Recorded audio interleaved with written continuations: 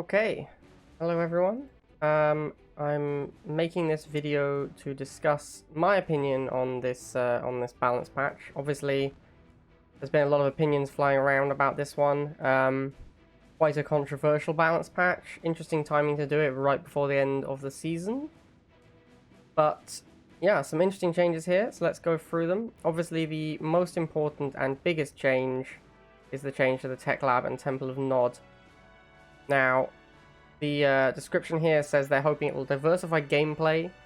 For those players who run mostly tech units, gameplay won't change. For those who splash in tech or had difficulty doing so before, it's now going to be more possible. This is pretty accurate, honestly. So, the change is that the Tech Lab and Temple of Nod, which used to cost 120 Tiberium, now starts at 150 Tiberium.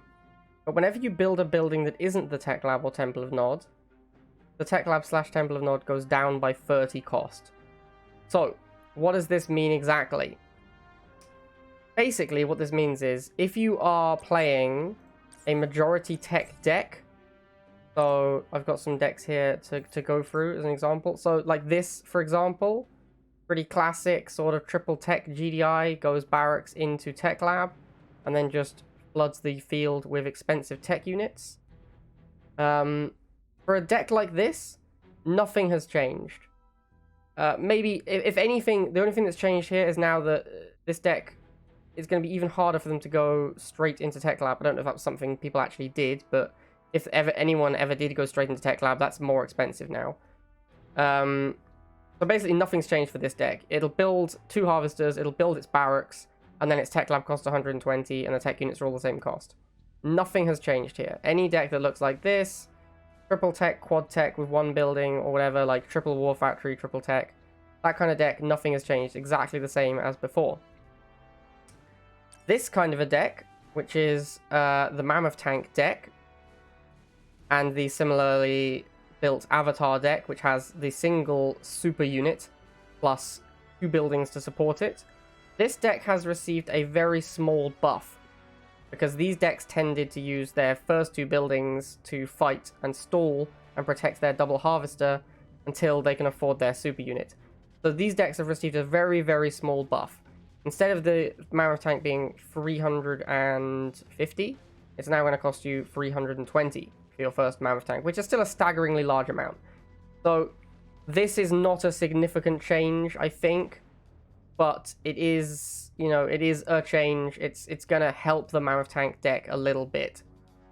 What I will say is, if you played a deck similar to this with even more buildings, so for example, if you wanted to play Slingshot instead of Hammerhead, but you were playing Hammerhead because it was in the same building, and you wanted to keep your costs down, that doesn't matter anymore. It's much easier to play all of the buildings and move into Tech Lab.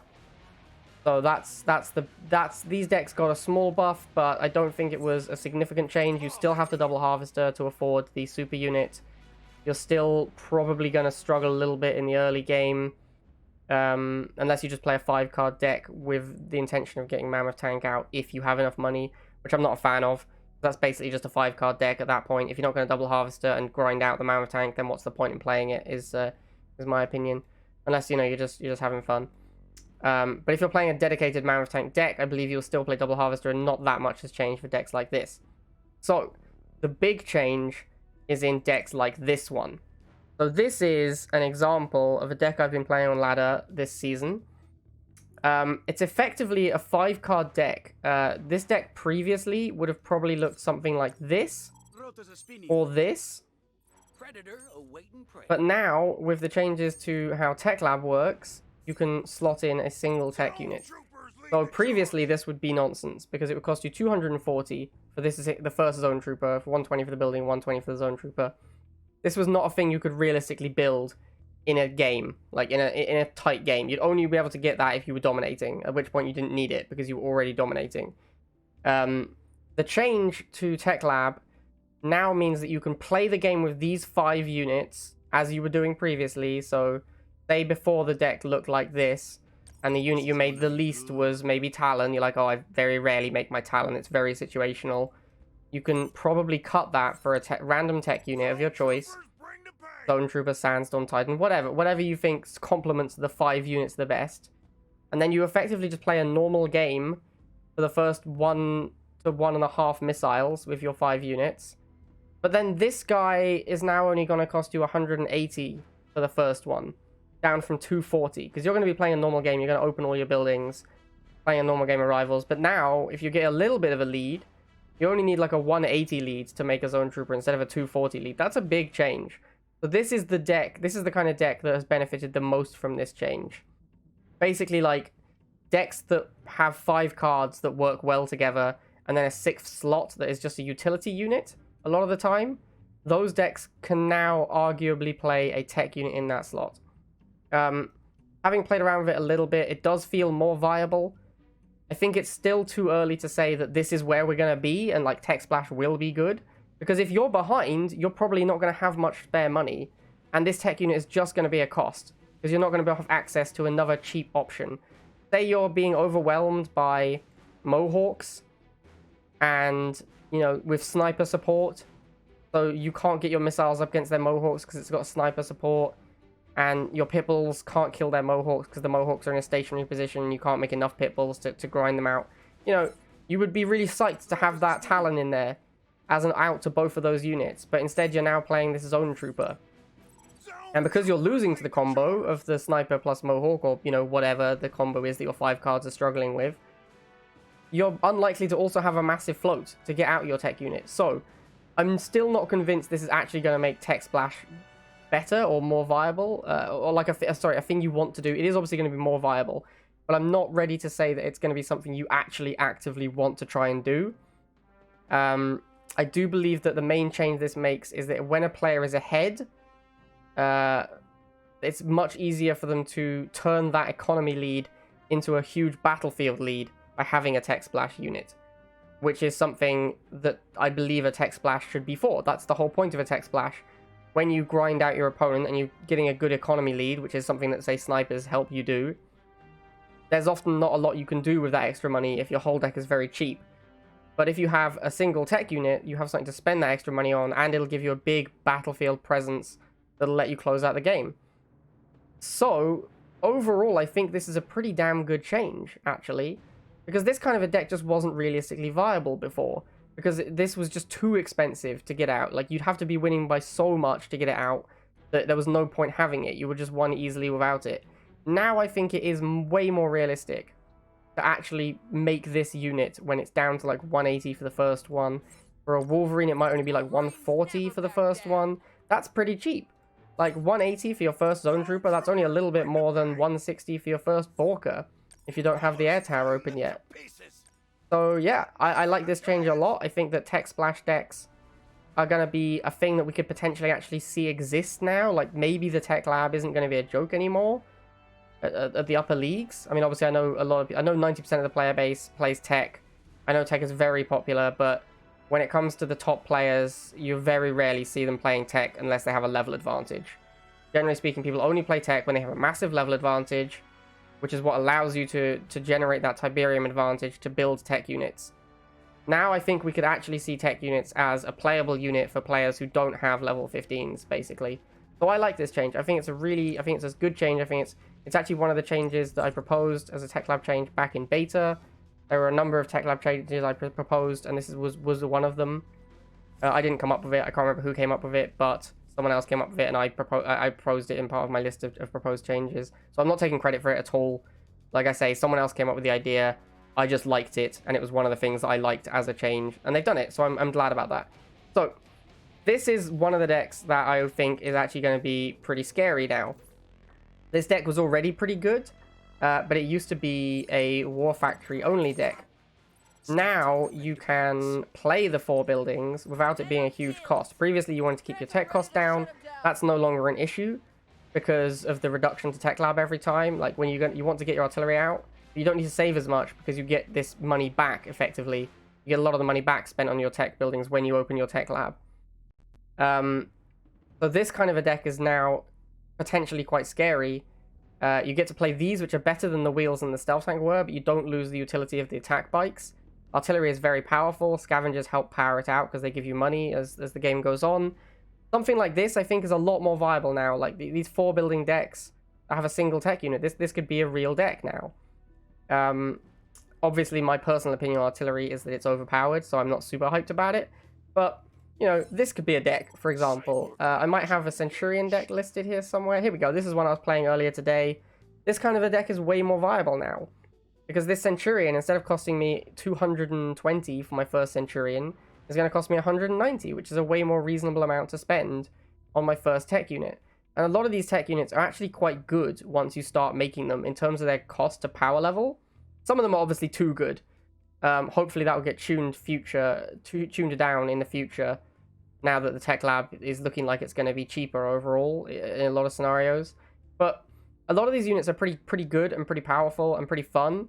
It just wasn't possible to make them. Or if you did make them, they would just be an embarrassing unit for their cost. So hopefully that has changed now, and we'll actually be able to see like a little bit of tech splash. And if it turns out the tech units are too strong and games are dominated by these tech units, then, you know, we can see future nerfs to the tech units.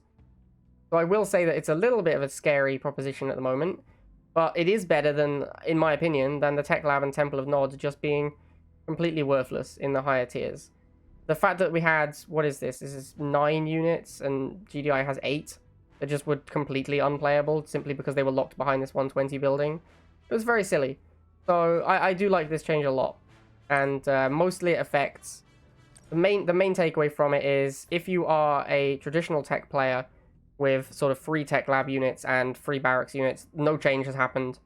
If you are a Mammoth or Avatar player, you got a very, very small buff to your deck. Very small, honestly. I cannot overstate. 30 Tiberium cheaper is like a 3 or 4 second extra time on the battlefield with a double harvester deck. So, really very minor. I know the game does, you know, happen in seconds, and 3 or 4 seconds can be a lot, but it is not... I don't believe it's a significant enough buff to realistically change the meta towards, like, Mammoth Avatar meta. And yeah, these kind of decks, I think, is the biggest change. A deck like this is going to be a lot more viable, where you can play a single tech unit along with a 5-card deck that works reasonably well. So, a good example is, like, the classic Nod aggro deck, which was... let me just get this. So this is, like, the classic Nod aggro deck. The Banshee is actually not made that often in the classic Nod aggro deck. It's usually made to break up a tank mirror or against GDI air, because it's good against Orca and Drone. It's certainly possible that one of these units could now be a tech unit. Potentially the Banshee, potentially the Wheels, and you just use Militants. There are obviously things you're going to be weaker to in the early game by doing this, but you gain some raw late game power in having access to this tech unit. You gain some power if you're willing to save up for it at some point during the game. So, I think a deck like this looks a lot more viable now. So I do like this change a lot. I think people are overreacting a little bit on, like, Discord and Reddit, saying, like, oh my god, the tech meta is now here, you know, everyone's playing tech. That's not been my experience at all. I've tested double harvester decks, and they felt pretty much the same. They're still powerful on good double harvester maps, and they're still garbage on bad double harvester maps, which has always been the problem with double harvester decks. So yeah, I think people are overreacting a little bit. Everyone should calm down, you know, take a minute to actually try it, and maybe we'll see some tech unit splash. And that, I think, is the main takeaway, is we'll probably see some tech unit splash, but it won't be like a tech overlord meta. I think that's definitely not going to happen. And if it does, then we'll see some tech unit nerfs. So, you know, don't worry about it too much. Okay, so that's obviously the biggest change. Let's move on. Okay, so APC. This is to address a bug that slipped under the radar where APC was incapable of capturing hexes and body blocking as easily. Right, those of you who have watched my stream will know that I complain about this constantly whilst playing APC. APC's tile reservation, which is the ability of a unit to reserve a tile, and therefore other units can no longer move into that tile. APC's reservation was a joke. It had basically no reservation. I complained about this enough times that they finally checked, and it turns out it was bugged all along. So that one I will take credit for, because I complained many times to Kyle and Nivmet until they finally checked it and went, whoops, this is a bug that slipped under the radar. So that one I am taking credit for. APC had a bug where it did not have good enough tile reservation, and they've now made it better. Thank God. Alright, Hammerhead buff. Attack speed increased to 1.6 from 1.7. Good buff. Hammerhead sucks. Phantom is way better. The Dot cost decrease was a good start, but yeah, tiny little buffs. Keep pushing the Hammerhead a little bit more up until it doesn't suck. Totally fine with that. Having 100% uptime felt oppressive in combination with certain units. Yes, absolutely agree. 100% uptime on machine guns and sandstorms especially feels absolutely horrible to play against. A well-micro drone is almost indestructible, especially for Nod. So you can just park it around a sandstorm and it heals sandstorm so much. That sandstorm basically becomes indestructible. Super miserable. Now there's a 4-second window. That's what this means. There's now a 4-second window between the drone dying of expiring and the cooldown finishing. So the cooldown is 30 seconds. The drone lifetime will now be 26 seconds.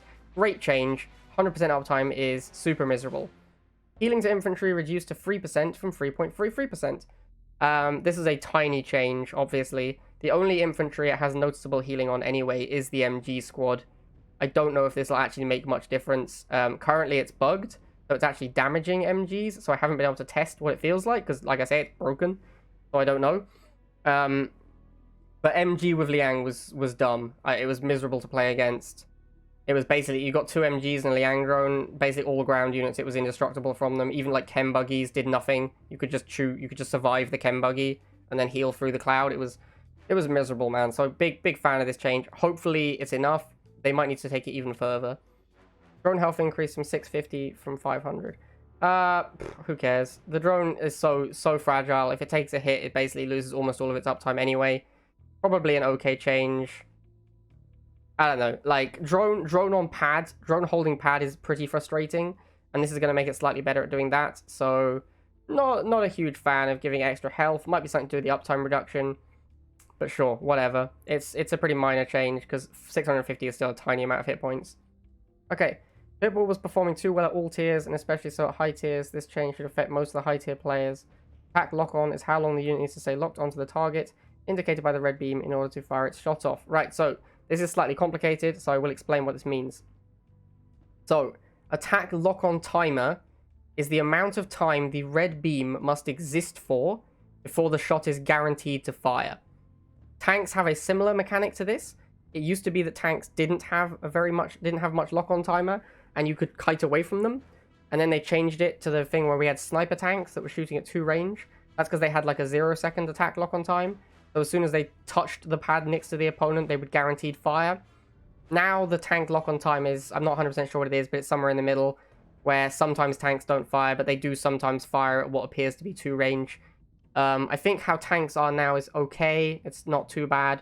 Obviously, I think the sniper tank at 2 range was retarded, but now I think it's about right now. So Pitbull previously had 0 seconds. That would mean if it engaged in a target ever, it was guaranteed to fire, basically. So as soon as you tapped as soon as your Pitbull was considered to be within 1 tile of an enemy unit, it was guaranteed to fire.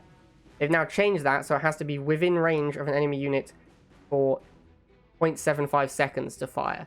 This is, a lot of people are saying that Pitbulls feel sluggish and like they have a slow fire rate. This is one of the reasons why. Pitbulls are no longer like guaranteed to shoot stuff as they pass by. I personally think this change is fantastic, but I'll get into that after I've explained charge delay. So charge delay is the amount of time for the first shot to fire. Previously it was 0.1 seconds. This is why Pitbulls felt so smooth, because all they needed to do was engage an opponent for 0 seconds, and then they would fire after 0.1 seconds. This is why Pitbulls were able to do really egregious micro. Like, you could kite enemy air units with Pitbull. You could run down enemy air units with Pitbull. You could run down everything with Pitbull because it would just always fire. As long as it was ever within 1 tile range, it would just shoot, basically. Now, it needs to be within range for 0.75 seconds to lock on, and the charge delay is 0.75 seconds. So basically, they're both the same now. So you need to be within range for 0.75 seconds, and then your Pitbull will fire. So the reason they feel sluggish now is because it takes them another 0.64 seconds to fire their first shot. That's the only difference. Their actual attack speed, once engaged, is exactly the same. It just takes 0.64 seconds longer for the first shot to fire. And then obviously if you disengage, you have to re-engage, and then you have to wait 0.64 seconds longer to fire again. Whereas previously, once you had reloaded, you would instantly fire, or it would take 0.1 seconds to fire. Now it's 0.75. This is why Pitbulls feel sluggish now compared to before. And why some people are complaining they're not very good. I strongly disagree with that. I think the Pitbull was absolutely amazing. I think the Pitbull was a god tier unit. I think it was arguably the best unit in the game for an extremely long time.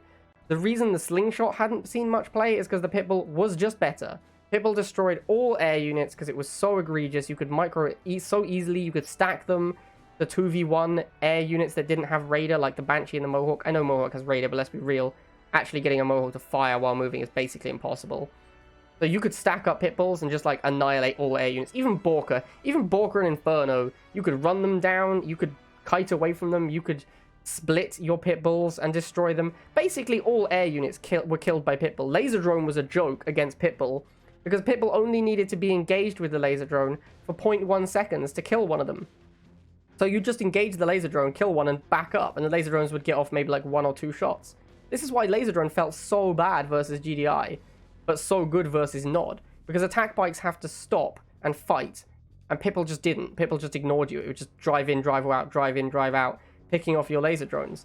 So this is a great change, in my opinion. This is absolutely fantastic, because Pitbull was so strong, but you can't, if any stat changes would have affected its matchups too significantly.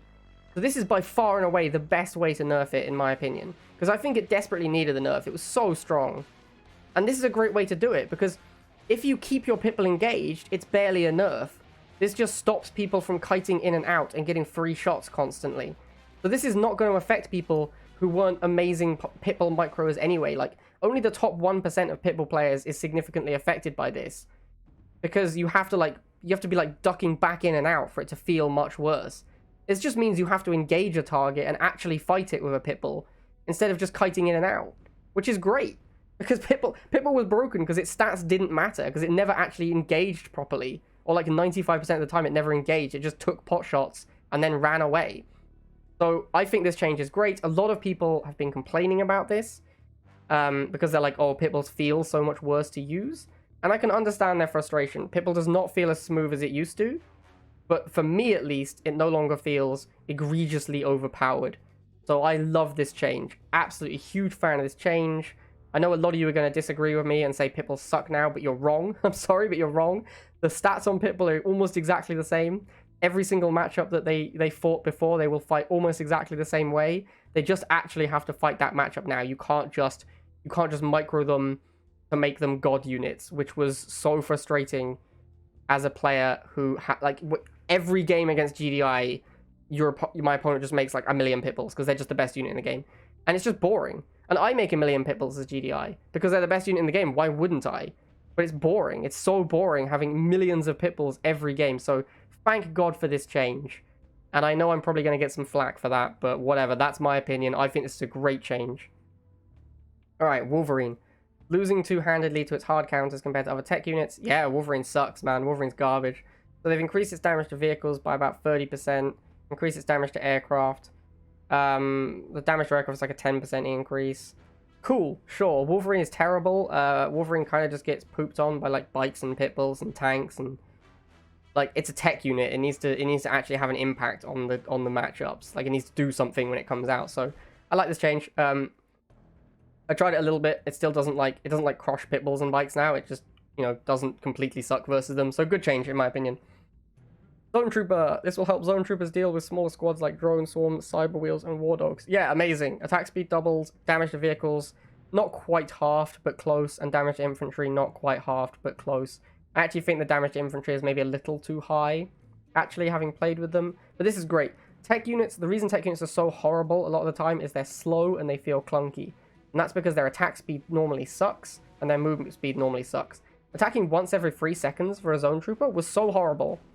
Like, you make this insanely expensive tech unit, you put it against something it's supposed to hard counter, like a bike squadron, and it feels like a week to kill this bike squadron. That feels so bad. So this is a great change.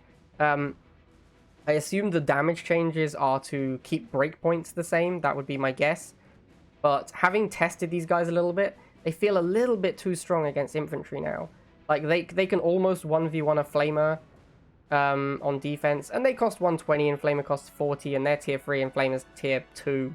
So it's not too bad. They do still lose to the Flamer, which is good, but it's real close. And a boosted Zone Trooper beats a Flamer now, which is a feel bad for the Flamer. So maybe needs a slight infantry damage reduction, but yeah, I think great change overall, really good. And Zone Troopers feel like a lot less garbo to use, so I'm glad about that. Centurion got the similar treatment, halved vehicle damage, doubled attack speed, 2/3 damage to infantry. I've tried these guys, they feel a lot better now. Again, same thing, you make like this 100 cost anti-vehicle unit and it takes it a week to kill a wheel squadron. That feels awful. Thank God they changed it so it can actually like blow through wheels and bikes. Great change, huge fan. They are also not total garbage against infantry now, because they only lost like 30% of their infantry damage, but they gained double the attack speed, which I like. I like that. They're not good against infantry, like, by any means. They're just not complete trash. So, cool. I like this. I think Centurion's actually maybe okay now. Needs more testing, but yeah, I didn't hate them, and I used to hate them, so... Plus, they have the cool shield. Like, the shield mechanic is cool. So, yeah, I think these guys are not trash now, which is nice. And with the tech splash, these are like a legitimate unit you can tech splash, which is cool. Confessor... Damage to air increased to 45 from 40. Pretty minor. I think this is just so they don't, like, get destroyed by Venoms 2v1. Like, they used to get crushed by Venoms 2v1. Now they can, like, kill a Venom and a half or something. Fine change. Expensive tech unit that kind of sucks. Sure. Cyborgs, same treatment as Zone Troopers. Similar treatment. They already attack quite quickly, so they got a small attack speed buff and a small damage reduction. Same, I haven't tried these guys enough to say. I've tried Zone Troopers way more. But it's roughly the same sort of idea as the buff behind Zone Trooper, so I think it's a good idea.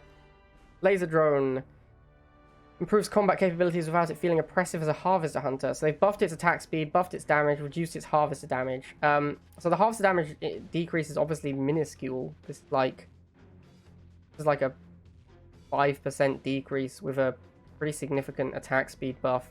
Vision to free, this is just because other drones have free, so it felt unfair that laser drones didn't get free vision as well, so sure, whatever. Seems like a fine change. It makes them like a kind of an opening unit, but not really, because you can't really open laser drones. So, I think these guys are a little bit oppressive now, actually. These guys are really strong. I've tried them, they seem a lot stronger than before. The problem with laser drones was never their strength anyway. They were already good versus not.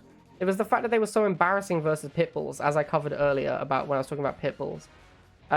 That's changed now, mostly because of the Pitbull interaction. Pitbull now has to spend more time next to a laser drone to shoot it, so it takes more damage back. So I'm not a fan of this change. This is one of the changes I really don't like that much. I think these guys didn't necessarily need the help. They only cost 20. They're pretty strong now. I don't know if they're overpowered. They were bad, so I'm not a huge hater on this buff, but I think the Pitbull nerf is the biggest buff for laser drones, realistically, because that was the real killer, was every GDI deck played Pitbull, and Pitbull made them embarrassing. Now, of course, there's the Slingshot, which also makes them embarrassing, but hardly anyone plays Slingshot yet, so we'll have to wait and see. But this one could be too much. Militants forgot to fix it when they buffed Rifleman. Oops. Alright, well, thanks for getting around to it, guys. Good job. Phantom. Okay, so this was a weird one.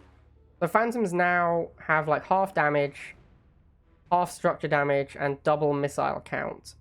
And their attack speed per missile is halved, so they fire at the same rate, have twice as many missiles, and do half as much damage. Basically, this just makes them better against drone swarm and laser drones. Like squad air. It just makes them better against squad air. Cool. Like, the Phantom is the thing is, my dudes and dudettes, Phantom is an egregious unit. This thing is so powerful, and only the emergence of Drone Swarm as a meta unit has pushed this out of the meta. This thing is absolutely gross. It's so strong. It just destroys all air. Well microed, it crushes Hammerhead.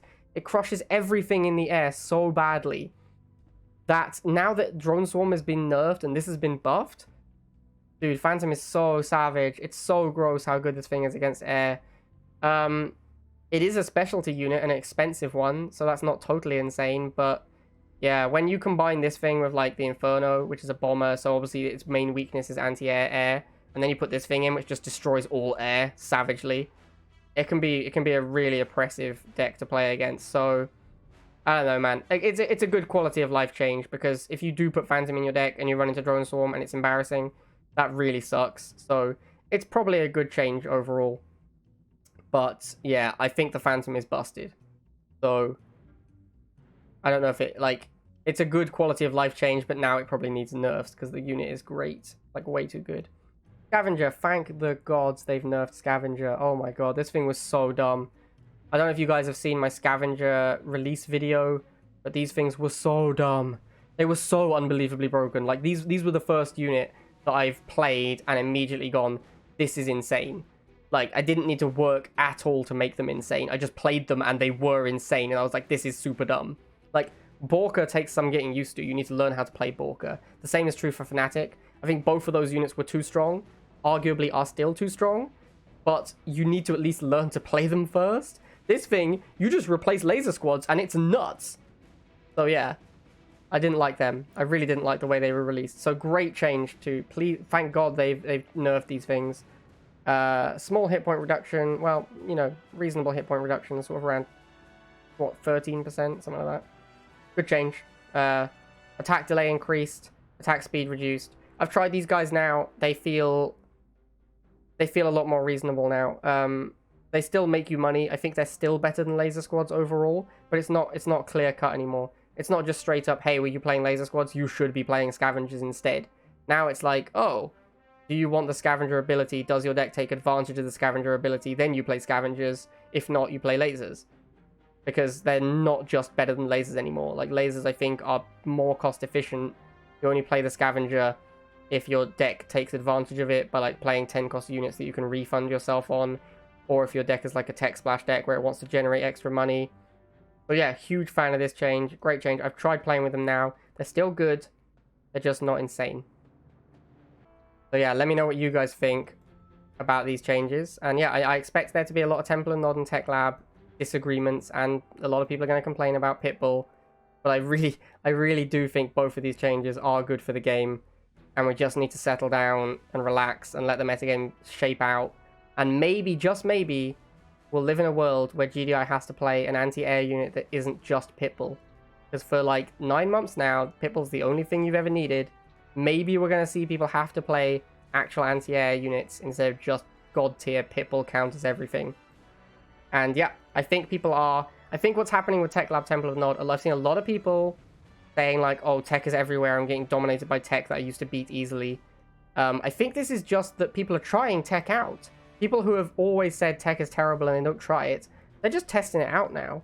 So the guys that you're losing to, that you were like, oh, I would have beaten this tech guy 2 weeks ago, he probably was just an aggro player like a week ago, right? So you're probably not losing because tech is now super OP. It's probably just that a good player is actually trying tech.